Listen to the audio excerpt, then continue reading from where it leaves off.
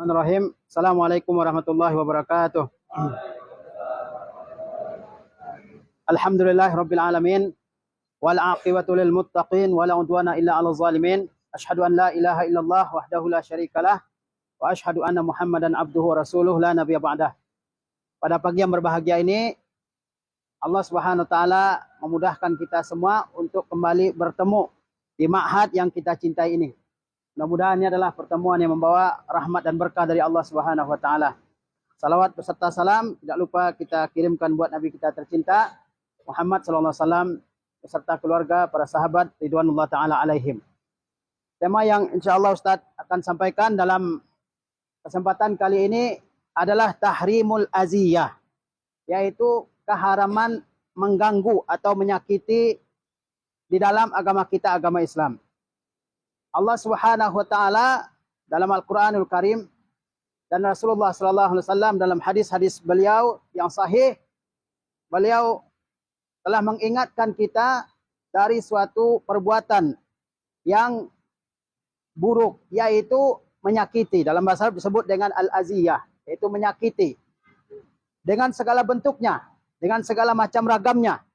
Ini diharamkan oleh Allah Subhanahu wa taala. Baik menyakiti Allah, menyakiti Rasulullah, menyakiti kaum muslimin, bahkan menyakiti hewan sekalipun. Ini diharamkan dalam agama kita, agama Islam. Di antara bentuk al-aziyah, menyakiti, adalah menyakiti Allah Subhanahu wa taala. Ini adalah bentuk tindakan menyakiti, mengganggu yang dilarang dalam agama kita. Di antara contoh orang yang menyakiti Allah Subhanahu wa taala adalah orang yang mencela zamannya, mencela waktunya, keadaannya.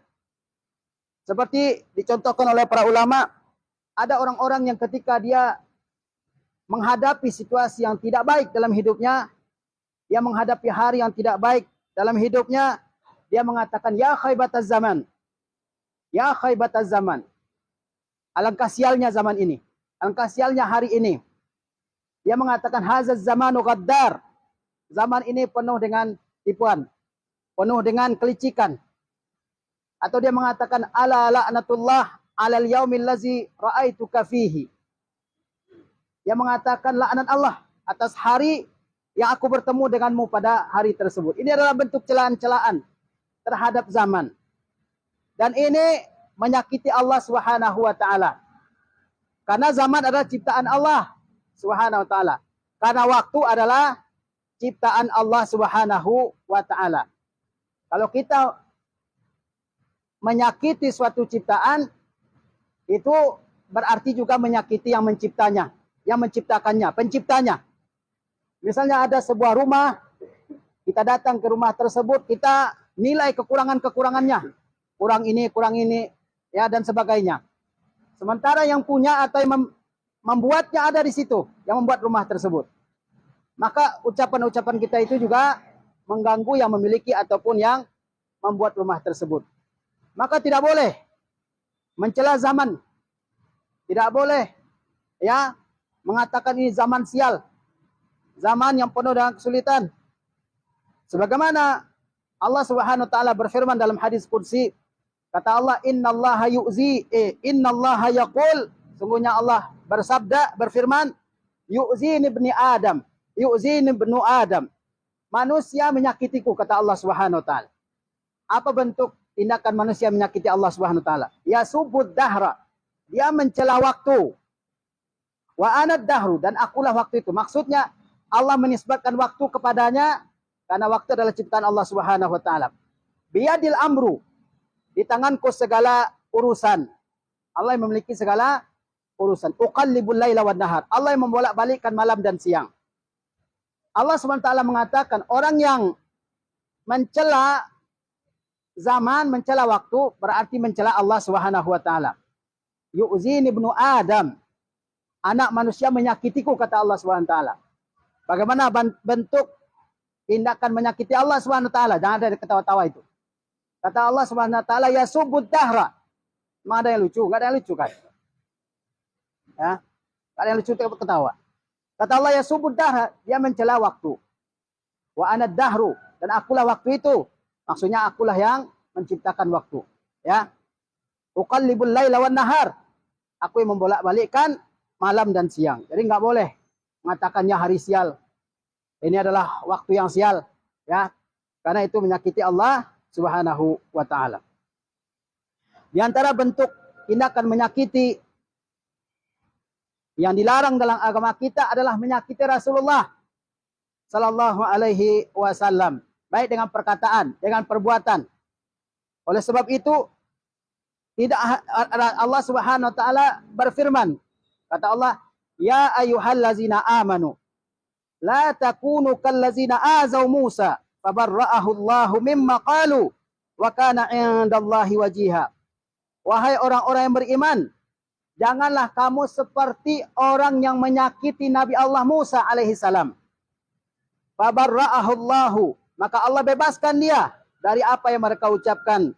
Wa kana indallahi wajiha, dan Nabi Musa adalah nabi yang terkemuka, mulia di sisi Allah Subhanahu wa taala. Allah larang kita menyakiti para nabinya. Seperti Bani Israel yang mereka menyakiti Nabi Allah Musa alaihissalam. Para ulama tafsir mengatakan ada kebiasaan buruk di kalangan Bani Israel, yaitu mereka kalau mandi mereka lepas semua pakaiannya. Bersama-sama, laki-laki dan perempuan. Bukan sendirian, bersama-sama. Mereka mandi tanpa pakaian sama sekali. Tapi Nabi Allah Musa alaihissalam, dia mandi di tempat yang jauh. Maka Bani Israel mengatakan, Musa alaihissalam nggak mau mandi bersama kita, bareng-bareng bersama kita, karena ada penyakit pada kemaluannya. Itu tuduhan Bani Israel terhadap Nabi Allah Musa alaihissalam. Maka suatu ketika Nabi Allah Musa mandi di tempat yang jauh. Tidak dilihat oleh siapapun. Di situ dia lepaskan pakaiannya dan diletakkan di atas batu. Ternyata batu tersebut dengan izin Allah SWT, batu tersebut menggelinding. Sampai, dan Nabi Musa mengejarnya. Di atas batu itu ada pakaian Nabi Musa alaihissalam. Sampai Nabi Musa mengejarnya ke tempat Bani Israel mandi bersama-sama. Dan mereka lihat Nabi Musa alaihissalam tidak ada cacat pada kemaluannya. Seperti yang mereka tuduhkan. Dan mereka menyakiti Nabi mereka sendiri. Bukan Nabi yang Nabi Musa adalah Nabi terbesar mereka. Tapi mereka menyakitinya. Maka Allah SWT mengingatkan kita. Jangan sampai seperti Banu Israel yang menyakiti Nabi mereka Musa alaihi assalam. Kemudian di antara bentuk menyakiti Nabi, seperti ucapan orang-orang munafikin terhadap Nabi kita yang mulia Muhammad SAW. Orang munafikin adalah orang-orang yang secara zahirnya beriman dan hatinya kafir. Yuzhirul iman wa yubtinul kufra. Karena manusia itu ada 3 kelompok. Ada yang beriman lahir dan batin, itulah mukminun. Ada yang zahir dan batinnya kafir, orang kafir. Itulah orang-orang kafir. Dan yang ketiga ada yang pura-pura beriman. Yaitu apa? Yuzhirul iman wa yubtinul kufra. Dia menampakkan iman tapi hatinya kafir. Ini munafikin. Di antara orang-orang munafikin di Madinah, ada yang mengatakan ya tentang Nabi, dia bilang huwa uzun. Nabi itu bagaikan telinga. Dia dengarkan semua yang membawa berita kepadanya, berita yang baik ataupun berita yang buruk. Jadi mereka mengatakan Nabi ini orang yang tidak selektif, kata mereka. Percaya aja kepada berita apa yang dibawa. Ya. Dan ini tindakan tanakus, tindakan merendahkan Nabi sallallahu alaihi wasallam. Maka Allah menegur mereka. Ya. Kata Allah Subhanahu wa taala, "Wa minhumul ladzina yu'zunan nabi." Di antara orang-orang munafikin ada orang-orang yang menyakiti Nabi. Wa yaquluna huwa uzun, dan mereka mengatakan bahwa Nabi itu telinga, yaitu yang percaya saja kepada semua berita yang dia dengar. Apapun berita yang dia dengar dia percaya. Kalau orang percaya kepada semua berita yang didengar, itu orangnya orang pintar atau tidak? Orang tidak pintar. Ya, mereka mengatakan seperti itu tentang Nabi SAW. Kata Allah, "Qul huwa uzunu khairil lakum." Katakanlah bahwasanya Nabi itu mendengar semua yang baik bagi kalian. Kemudian juga di antara tindakan al-aziyah, menyakiti, yang dilarang oleh Allah dan Rasulnya adalah menyakiti sesama kaum muslimin. Menyakiti sesama kaum muslimin. Terutama adalah tindakan menyakiti para sahabat Nabi ridwanullah ta'ala alaihim. Ada orang-orang munafikin yang mereka begitu bencinya kepada Nabi dan para sahabat, sehingga ucapan mereka tentang sahabat Nabi adalah ucapan yang penuh kebencian. Dan Allah ingatkan mereka-mereka yang ucapannya menyakiti para sahabat Nabi ridwanullah ta'ala alaihim. Kata Allah Subhanahu wa taala, "Wallazina yu'zunal mu'minina wal mu'minat bighairi maktasabu faqad yahtamalu buhtana wa isman mubina." Orang-orang yang menyakiti kaum mukminin laki-laki dan perempuan dengan menuduhkan apa yang tidak mereka lakukan, faqad yahtamalu buhtana wa isman mubina, maka sesungguhnya mereka telah menanggung yaitu kebohongan yang besar dan dosa yang sangat besar. Ya, jangan sampai kita menyakiti kaum mukminin, muslimin, laki-laki maupun perempuan. Yang melakukan tindakan menyakiti apapun bentuknya, sesungguhnya dia telah menanggung dosa yang besar. Di antara tindakan menyakiti kaum muslimin yang paling besar adalah menyakiti para sahabat Nabi ridwanullah ta'ala alaihim. Apakah ada orang yang mereka setiap hari mencela, mencaci maki, merendahkan, mendiskreditkan sahabat Nabi? Ada. Kaum Syiah Rafidah, bahkan mereka menjadikan sabbu sahabah, yaitu mencela, mencaci maki sahabat sebagai ibadah harian, seperti zikir bagi kita. Setiap hari ibadahnya laknatullah ala Abi Bakrin, laknatullah ala Umar, ala Utsman, ala Muawiyah dan seterusnya. Ada kaum yang seperti ini. Padahal Rasulullah SAW telah melarang umatnya untuk mencaci sahabat beliau. Kata Rasulullah, la tasubbu ashabi. Janganlah kalian mencela sahabatku, memaki sahabatku. Wawallazi nafsi biyadihi. Demi Tuhan yang jiwaku ada dalam tangannya. Lau anna ahadakum anfaqa misla Uhudin zahaba. Kalau ada di antara sahabat yang kalau ada di antara kalian yang menyumbangkan hartanya sebesar gunung Uhud. Gunung Uhud itu besar, panjangnya 6 kilo. Ya. Kalau ada yang menginfakkan emasnya sebesar gunung Uhud, ma adraka mudda ahadihim wala nasifa. Maka pahalanya tidak sebanding dengan setengah genggam, dengan segenggam atau setengah genggam makanan yang diinfakkan oleh sahabat Nabi ridwanullah ta'ala alaihim. Maka tidak boleh sama sekali kita mencela sahabat. Kalau ada berita atau kita baca berita yang tidak baik tentang sahabat Nabi SAW, kita baca di buku misalnya, di buku-buku kisah, di buku-buku sejarah, maka harus kita periksa. Karena para sahabat adalah orang-orang yang mulia. Tidak mungkin Allah puji mereka dalam Quranul Karim kalau mereka punya kejahatan, kalau mereka punya perilaku-perilaku buruk. Puluhan ayat dalam Al-Quran yang memuji para sahabat Nabi ridwanullah ta'ala alaihim. Kata Allah, was-sabiqunal awwalun minal muhajirin wal ansar wallazina tabauhum bi ihsan radhiyallahu anhum wa radu'an. Orang-orang yang terdahulu lagi pertama-tama masuk Islam dari kalangan muhajirin dan ansar dan orang-orang yang mengikuti mereka dengan baik, radhiyallahu anhum, Allah ridha kepada mereka dan mereka juga ridha dengan apa yang Allah berikan kepada mereka. Dan puluhan ayat lain dalam Al-Quranul Karim yang memuji para sahabat Nabi ridwanullah ta'ala alaih. Di antara tindakan menyakiti kaum muslimin yang kita lihat pada hari ini adalah apa yang terjadi pada hari Jumat. Ada orang yang datangnya belakangan, maunya duduk di saf depan, sehingga melangkahi pundak-pundak orang.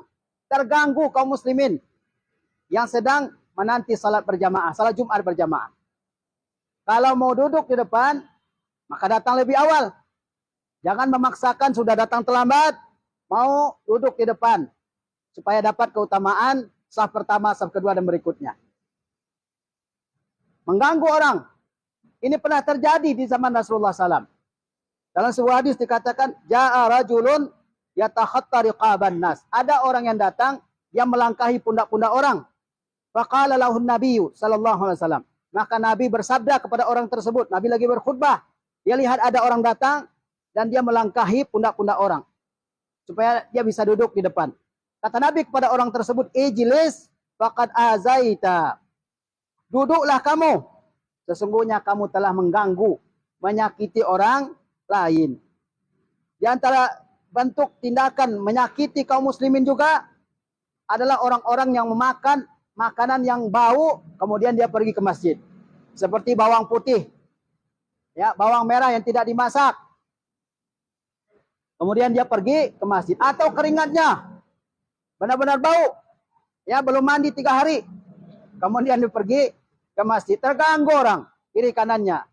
Bahkan ada yang sampai membatalkan sholatnya karena nggak tahan dengan bau mulutnya orang yang di samping ini. Ya, makanya kalau kita wudhu disunahkan apa? Bersiwak. Ya, sikat gigi biar nggak mengganggu orang lain, nggak khusyuk orang sholat.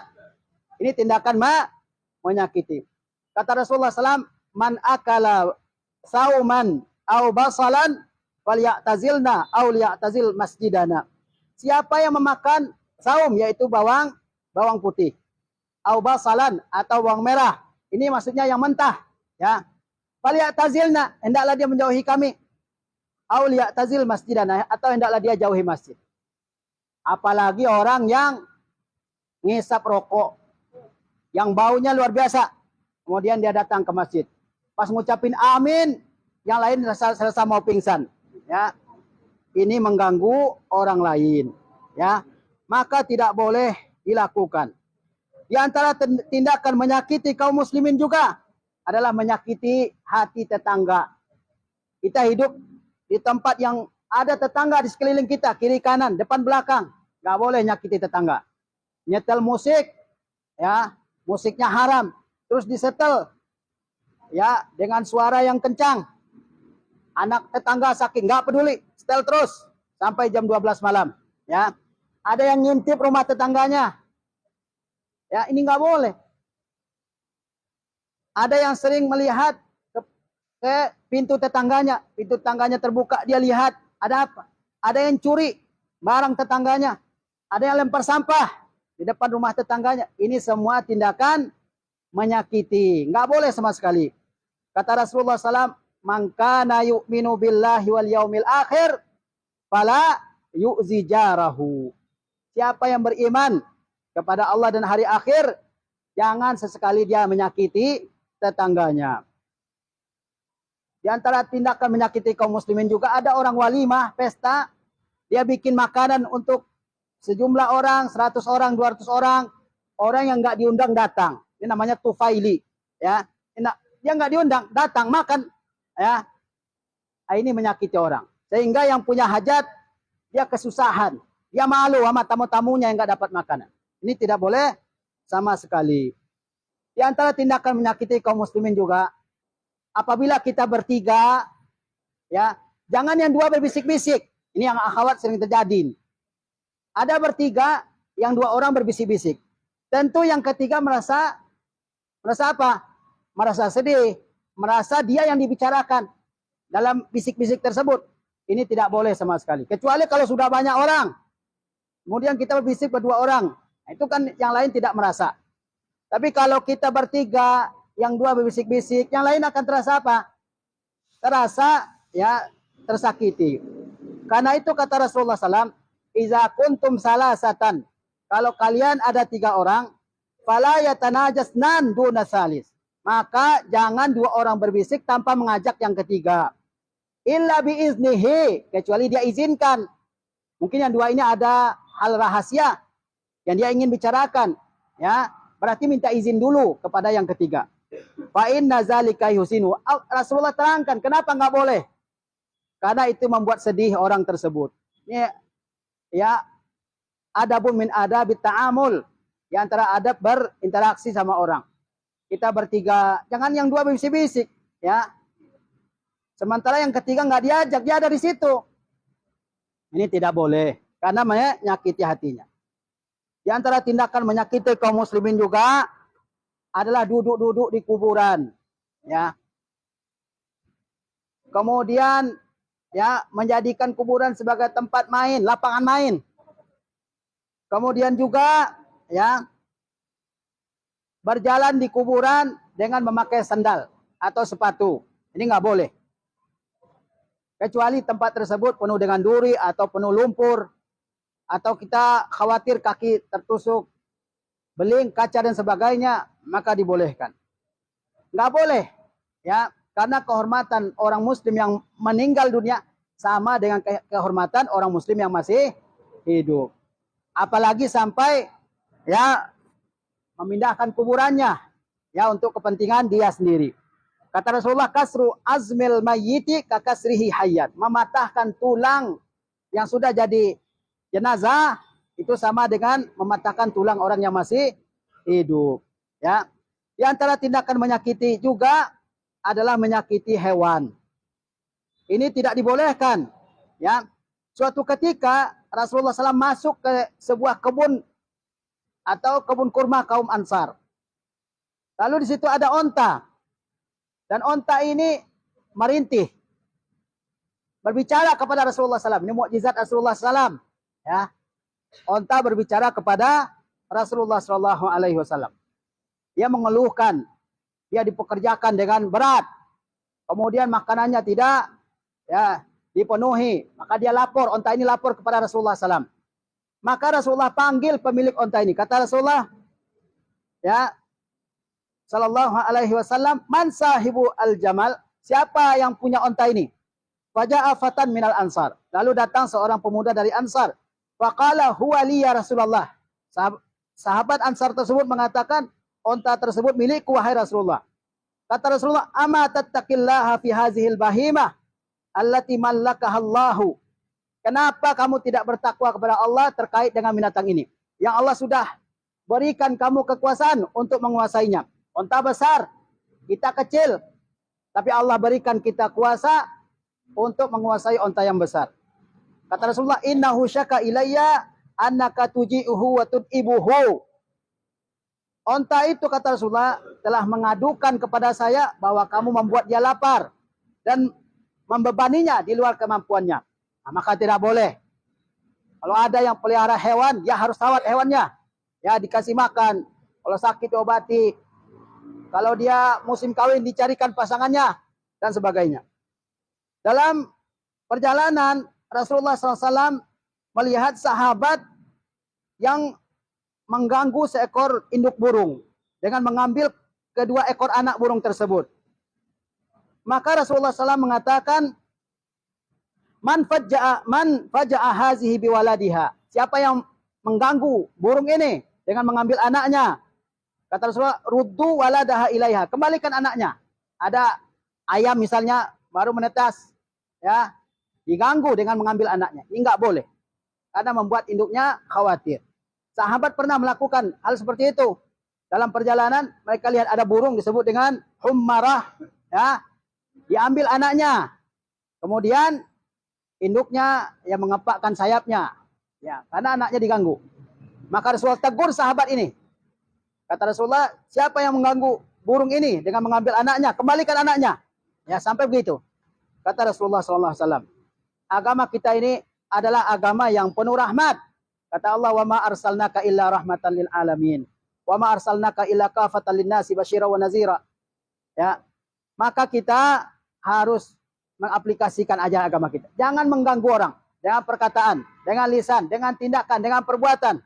Ya, jangan suka manggil teman dengan nama-nama hewan. Ini di santri udah ada hal seperti ini. Ya. Ini manusia mulia. Maka jangan sampai dipanggil dengan panggilan yang tidak baik. Ini bukan hebat, justru nggak beradab. Ya, masa ini manusia dilahirkan sebagai manusia dipanggil dengan panggilan hewan, ya. Ini sekolah, bukan kebun binatang. Yang belajar di sini manusia, maka panggil dengan panggilan yang paling disukai oleh teman kita, begitu harusnya. Ya, apa nama yang paling dia sukai? Harusnya seperti itu. sebagai adab seorang muslim terhadap muslim yang lain. Intinya jangan sampai kita menyakiti siapapun.